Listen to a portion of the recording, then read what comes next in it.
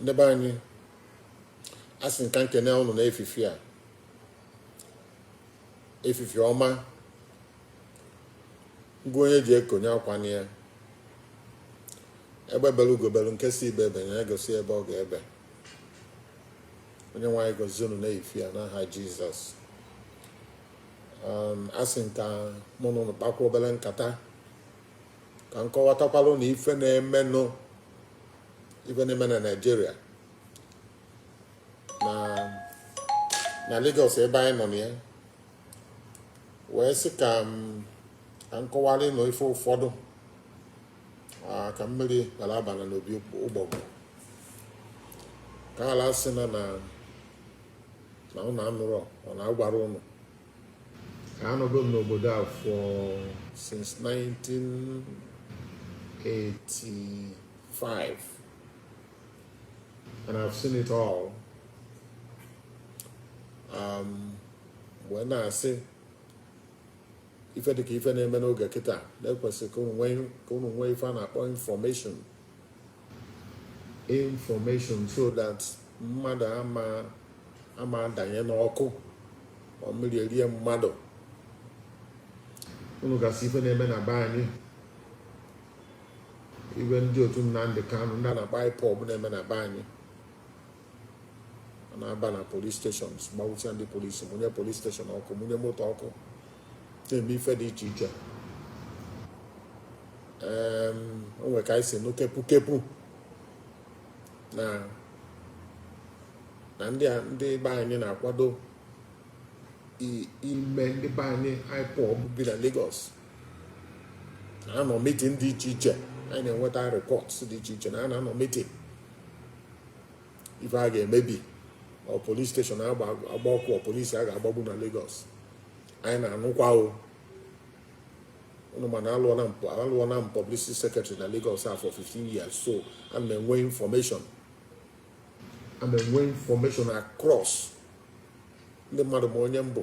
So onwe ife dị ka ọdụ a na-eweta na information mana afịa ọbụla, ụlọ ụka ọbụla, ebe ọbụla ndị be anyị na-agbakọ, ma ọ bụrụ town union meeting na na-enweta information. Aga m an information person, so anyị enwetara m information na ndị be anyị si na ha ndị IPOB nọ na Lagos a chọrọ ime ife ha na-eme na South East na Lagos. Uwe na-asị ka ngwa ụnụ na-efi a ojekwa ife eji agba na ntị agba n'anya. Ọ bụrụ na ịwa IPOB jebe na South East, jebe ebe afọ, ije ebe ahụ ife ị na-eme ama na ọbụ anyị ka anyị nọ wee na-eme ya, ọ bụrụkwa ebe a. Ụnụ ghara abịa n'ebe a bịa tinye ife ndị be anyị nwere na Lagos na nsogbu. Afịa niile ndị be anyị nọ bịa tinye ha na nsogbu, ewee nwee ọgba aghara. Ọ na-adịkwa nka ife mel between na 1960s and 1970 na onwebeghị ihe anyị mụtara na ya. In 1995, I wrote Igbo's 25 years after Biafra, 1995. Ka ọgụ esi wee bido ọgụ, ka ọgụ si wee bi na ebe anyị nọ. Since ọgụ ji wee bi na 1970, 25 years after, I did it in 1995. Igbo's 25 years after Biafra. In 2020, it was 50 years after Biafra. I just wrote this one. Few. I just presented it to the public and the other people, the newspapers, and the TV. Mbasa last week, a week today. It's a book. No one must go through. Coffee by video, by no sisi ada go mmadụ ugboro anya na abụọ. Na ụmụazị na-amarọ ka esi wee ruo ebe a na ha akwadokwa na-eme ife dị iche iche. Ọdụka ya sị na o nwere ife anyị mụtara na 1967 to 1970 Civil War. that Nigeria lost about 1 million souls. More than 1 million souls when you add our own from our side and Nigerian side, more than 1 million souls. Nyako olugbo akita ka na-emekwa ka ha si na ndị be anyị amarọ na ndị be anyị alụzọ na ife melụnụ. Onye ju egbeje na-amagwu onye polisi amụ police station ọkụ ọ gịnị ka ọ na-achọ? O ji ọsọ agbakwu ọkwa ọnwụ ka ọ bụ. Igbukwa onye polisi a ga-egbu gị. Ịgba police station nsọ ọkụ a ga-egbu gị. Ịgbagbu onye amị a ga-egbu gị. Ofu onye be anyị nwere ike imeta ife anyị ga-eji wee lose. A ga-eji wee mepịa mmadụ 1 million. Ofu onye nọ na Lagos a nwee ike ịtụnye ọkụ ga-agba ife niile Igbo nwe na Lagos. Egbue thousands of people na Lagos. Ebe anyị si datekwara aka. Dịka nsi egbu n'oge gara aga isi niile hapụ Lagos agba ọsọ ị ga-aga Chagamu. Gaa Ijebu Ore Gore, gaa Benin, wee ruo be anyị. Abụkwa m okenye, agafekwukwa m 60. Ọ bụrụ na okenye fụ ife, ọ bụrụ na o kwuru ọ na-egbu okenye. Mana agba nwatakịrị ọ bụrụ na ọ nụrụ ọ na-egbu nwata. Okenye a na-akwa nọ n'ụlọ ewu amụọ n'ọgbụ. Chineke ekwena. So ụmụ izu niile a na-agba na Lagos na-eme ife dị iche iche aka m adrọpụ ya. Ndị nwe obodo makwọ. Ndị nwe obodo na-ekwu maka ya. Na-asị na ha ma meetings niile a na-anọ ịchọkwa imebi ife, ịchọ ịgba polisi ọkụ, ịchọ ịgba police station ọkụ, jebekwa na South East. Jee ebe ahụ. Iru ebe ahụ ife ifuru igwaru. Don't bring ebutekwa na-abịa na Lagos. Iburukwu ebe na Lagos ife ifuru igwaru. Ọ ga-etinyekwa millions of our people nọ na Lagos in danger. Afia ha in danger if you try it. Ije ebe ahụ jelapụta onwe gị a na-anọ meeting dị iche iche. Ife ha ga-eme, ndị ha ga-egbu. Oji ọsọ agbakwu ọgwụ ọnwụ ka ọ bụ. Don't put itinye na ndị be anyị na ọgba aghara, itinye na ndị be anyị na nsogbu. Ife ndị be anyị mere na Lagos a na-akwa agụtụ ya ọnụ.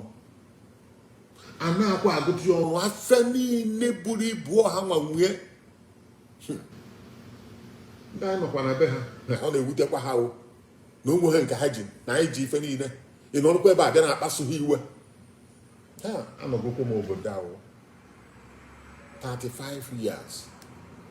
Since 1985 ọ wụrụkwa igbo ụmụazị. Onwekwa ife m amara about obodo a. Law Publicity Secretary APC for almost 15 years. Serve Achiwaju as serve under Achiwaju, serve under Fashola, serve under Ambode, serve under other, serve onye mu na enokita. So amam so many amam ife na-eme n'obodo a. Eziokwu ka na-agwụ. Ọnụ okenye bụ ikwu eziokwu, gwa ụmụazị eziokwu. Mmụọ aba nọ n'ụlọ ewu amụọ n'ọgbụ.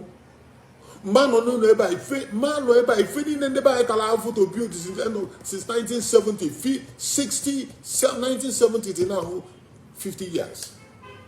Ụna abịa tụnye ọkụ.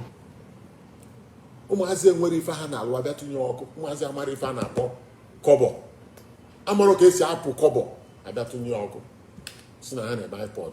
Na ba na South East, go and do it there. Jee na ebe ahụ. Unu bụ ebe ahụ ya amụbụ n'ọkụ na ama ọbụ n'ọkụ. Anyị afụghị ebe anyị nọ ọsọ anyị ebe ọsọrọ anyị ejebe ma unu eje na mebibe mmadụ. Unu ama arapụ bụ unu bụ ịbịa mebibe mmadụ. Jebe na ebe ahụ. Unu je ebe ahụ nwee ife unu ya eme. Unu na-emebi ya. Don't do it here. The stake is very high. Ife ndị be anyị nwere n'obodo a do too much. Na anyị ga-arapụ ụmụaka ka amụ ihe ọkụ. Ọ ka egbue mmadụ.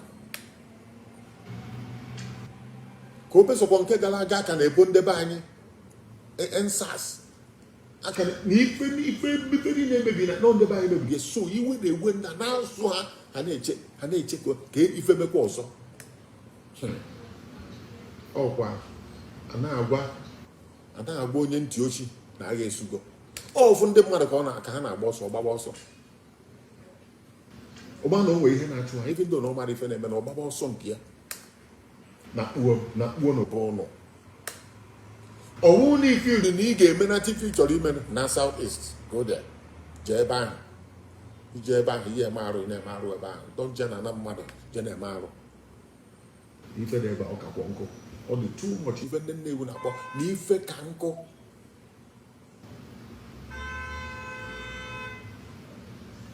ụmụaka a na-ekwu ife anyị tụkwa na wee fụgharigo n'elu ọjị ha ma mfụ ya ka anyị nakwa anụ na nke anyị jere eje wee jebekwa ọzọ ogini na-eme ụmụaka anyị ogini na-eme ndebe anyị eji ata atụfu abụọ ọgaranya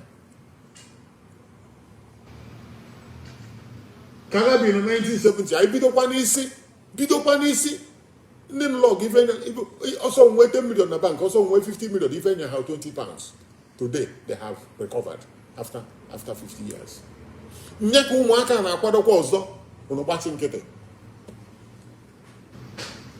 ebee ka ndị isi ụka nọ ebee ka ndị isi afịa nọ ebee ka ndị lọyas anyị nọ ebee ka dọkịtọs anyị nọ ebee ka ndị na-akụzi nkụzi na yunivasiti nọ ebee ka traditional rulers nọ ebee ka ndị anyị ji biri na onye ọbụla mechichi ọnụ na-ezogharị I will not mechi ọnụ mụnwa ama mmechi ọnụ mana ụgbesi fesi wee kwụsị na sịkwanụ na Joe Igbokwe gwara ụnụ na Joe Igbokwe kwukwara ekwu na mama mmechi ọnụ ụmụazị eyiri agwọ si na ife onu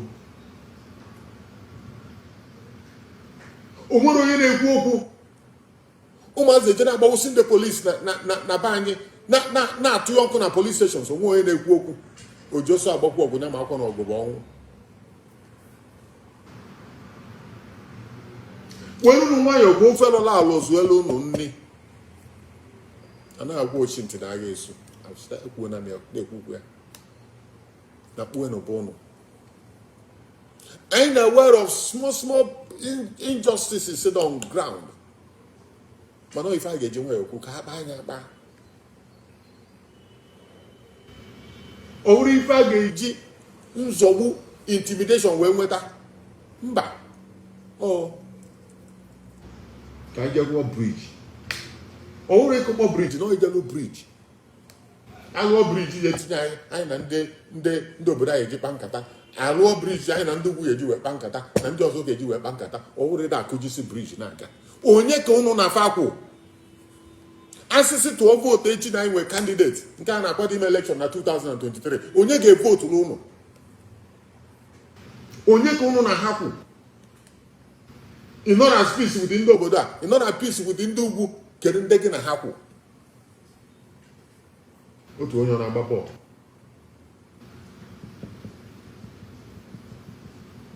kedu goalkeeper kedu backman kedu forward man ofu tim ha agba maachị akpọta tim ewe na-agba maachị weta ụtọ ọrụ ịnọ na be gị na-eme ọtụ pụọ na ilo jee lụọ bridges ịkrọs ọ briji jee ka gị na ndị ọzọ akpa tams ọ bụrụ na akpọ iyi anọzi na that side mmadụ a na-eme osisi ada agwụ mmadụ n'anya ugboro na abụọ a sị na agadi nwaanyị daa nda ada na agba ọgụ ife bụ n'ụkpọ ọnụ gụkene na ife unu bụ n'ụkpọ ọnụ pụnụ gbara ejekwa ọzọ n'elu ụmụazị a jide aka n'elu ụmụazị a jide aka na ọ bụ ụkwụ na ụmụazị ejide ife ha butere ọ ga-emetụ everybody ife ha jetara na ife ha ji ọnụ ha wee kwute na ife ha ji aka ha wee mee ọ ga-erutu everybody mgbe na-ayọ ndị be anyị onye si na-ewe okenye ya binye kịta ka o kwuo okwu isi na-ewe bishọp binye kịta kwuo okwu isi na-iwe prọfesọ bịa kwuo okwu isi na-iwe eze n'enyi obodo n'Igbo land pụta bịa kwuo okwu si ụmụazị ahụ na-akpụwa ha na-akpue na ọ bụrụkwa na afụ na-ekwu oho ọ na-egbu okenye mechiri ọnụ ha n'ife na-eme kịta imechi ọnụ ikwuru okwu ịnọrọ kama iyi ya na-asị ụmụaka nwayọ wetuo n'aka ka ekwuo ị na-amụnye ọkụ anyị makwa ha afọ m ife Mbazurike a ma echi kwuru agadi nwoke na-eje 90 years ife okwuru mbọsị ya na-amụnye obodo ọkụ okenye nọ n'ụlọ ewu amụọ n'ọgbụ Mbazurike ama echi okenye nọ n'ụlọ sinye na nsị na okenye nọ n'ụlọ ewu na-amụ n'ọgbụ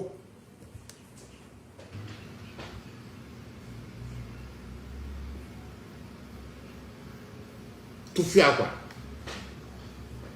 ọ bụrụ na ife ahụ ife mere eme ndị mmadụ ndị mụ ife binie ife ndị be anyị dị na-ahụ ndị mụ ife ndị nwere akọ na uche ịma ịmụ ife dị iche inwe akọ na uche ọ dị iche yesterday asị na-eje na Obosi ya gbawuwe ndị polisi mụ polis steshọn ọkụ ife a na-eme na Biden na Abia steeti na-ejeje gịnị ka a na-emede onye ka unu na-aghọgbu ife afịla afị ife ama ume eme ka obodo wee nwụrụ ọkụ ọ ga-agbakwa everybody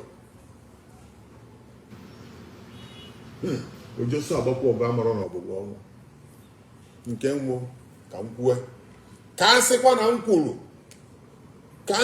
m kwuru na m emechiri ọnụ na ekwuru m Chineke n'okwu olu m ife na-eme n'oge kịta asịkwa m ụnụ buru unu nọnsensị anụ n'ebe a ụmụ nkịrịka na nke burukwa na ya naba South East unu mee na Lagos ife unu fụrụ na-ewere aka m adịrị ya ana m anụ ife I'm the leader wụ onye isi ndị Igbo na APC Lagos. I'm a leader here who patrons markets no sike na church ama m ife na-eme so onye ọbụla kpachala anya efe nna ya ịba na-ewe okenye kwuo okwu ka mmadụ kwuo okwu ka onye bụ okenye ife na-eme n'obodo asịsị ya jụọ ndị okenye kedu ife na-emenụ ụnụ ahịa ekwu okwu ụmụazị amụnye obodo ọkụ ka Chineke gọzie n'aha Jizọs. Ana m eche na ụnụ nụrụ ife na-ekwu ụnụ meseji nsendị a na-agba izu ka ha ga-esi chiyakwa azụ na Lagos bịa nke emere eme bifo a na-ebu ndebe anyị ka ha chiyakwa ọzọ. This time they may not be lucky. ekwecha n'ọnya ebe niile na-eche ụnụ ọkwọ na ịma ka mmalụ anọ m na the system sam ekwe n'ọnya na-eche ụnụ ka ụnụ nwa n'ọnya afịa ya afụ ụnụ niile nụrụ onwezi nke ụnụ ya afụ iwe ka na-ewe ha na nke emere nọ na-akwadokwa ọzọ kpee mgbanụ jenụ this time ife unu eluzu ife niile gbara aka na n'obodo a sịkwa na ọmụ gwara unu mara iwe na-ewe ndị obodo a na-esi na ka unu be anyị ka unu mara ife a na-ekwu unu ya asị na ma gwara unu na Chineke gọzie n'aha Jizọs. Chineke emekwa obodo anyị ga-adịkwa mma ọzọ, ife ga-adịkwa mma ọzọ. Ife niile a na-akpọtụnụ ejide onye ọkwa ife afịrị afị ife ama ụmụ eme ala ama ụmụ awị ife na-eme kịta ka e wee megide ndị ọzọ. Ya ama na ị na-eme onwe gị kedu ndị nwere unu na Naịjirịa niile ọwụ ụnụ ke ndị nwere afịa na Naịjirịa niile ọwụ ụnụ ife niile a na-eri moto a na-anya motosaịkụl ife niile ọwụ ụnụ na-atụ ụnụ le Naịjirịa zuru ndụ ụnụ ife ndị Afrịka niile ụnụ n'ebe a ụwa niile ụnụ n'ebe a ozuru ụnụ mechie ọnụ na kpọbe ụnụ edebe Naịjirịa niile na ndị asụsụ na-atọ major ethnic groups ndị obodo a ndị ugwu anyị awụrụ last etu ọbụla isi chọọ ya we are not last. Ọ gịnị ka unu chọrọ? A sị na ya na-emegbu anyị emegbu ndị na-emegbu anyị ha ka anyị mma jene n'elu wee Lagos mee example, wee Abuja mee example, wee Kano, wee everywhere mee example, Port Harcourt mee example. Gịnị ka ha nwere? Anyị ji ife niile unu na-achọkwa unu mebie ya. Unu amụrụ na Naịjirịa wa afịa nọ nnukwu afịa itirisi anya ya ọhụrụ obere afịa n'ọzọ na-achọ otu anyị esi wee dị Igbo na-achọ otu na-esi kewa mgbe anyị ruo na be anyị ka a mara onye ya achịna anyị ma ife menụ na oge ekepụtara Enugu from Anambra steeti Enugu steeti anyị ma ife menụ na anyị ma ife menụ oge kelafa disman gọvanọ Ọjị pụtara na Abia steeti chụọ ndị Anambra niile na-arụ ọrụ na civil service there chụọ ndị Imo chụọ ndị Enugu steeti chụọ ndị Ebonyi steeti chụsịa ha ịpụta ime ọrụ na Lagos si na-enye ha ọrụ na ọbịkọs na Igbo onye nwe Igbo gọvanọ mee gịnị eje na Abuja na House na Senate ebe a na-edibeti ife olue ka anyị atụ vootu ndị Ebonyi eje tụọrọ ndị ugwu na-emekwa Igbo ka anyị ruo n'ebe a ka anyị na-anụkasị na-enwe Biafra ka mara onye ya chịna na na ụmụazị ji ejide aka maazị amara ha na-ekwu elu na izizi na-enwe Biafra onye ga-achị nwere ajụkwa na onwe unu kele onye ga-achị na onye ga-achị onye ọ nọwụla aka eduo onwe ya ọ na-ewute mgbe na-egwe m na ndị Igbo okenye kwesịrị ikwu okwu a na-ekwu okwu ha je ha na-amụnye ọkụ ga-agbakọ mmadụ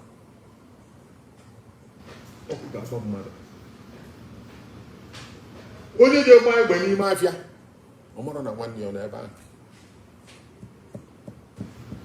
ebido ọgụ lekwa anya ife anyị fụrụ n'oge agha afụchakwa m ya ebido ọgụ nwa gị dị 6 years nwaanyị 7 years 8 years ya nwunye ndị amị